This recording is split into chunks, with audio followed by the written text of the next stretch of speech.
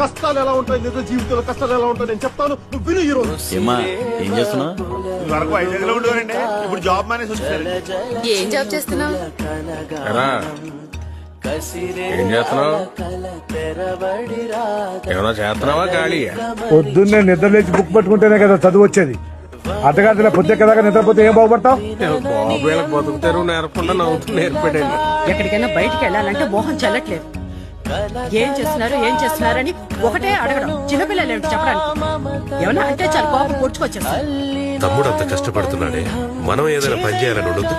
ఈ ఇంట్లో 3 ఫ్యామిలీలు మారే, 5 సార్లు పెయింట్ మార్చారు, కానీ నీలోనేరా ఏ మార్పు లేదు. నీ వయసు వాళ్ళందరూ చక్కగా చదువుకుని పెళ్లిని చేసుకుని పిల్లా జల్లాతో హాయిగా మరి నువ్వు నా సంకనాతో తిరుగుతూనే ఉన్నా.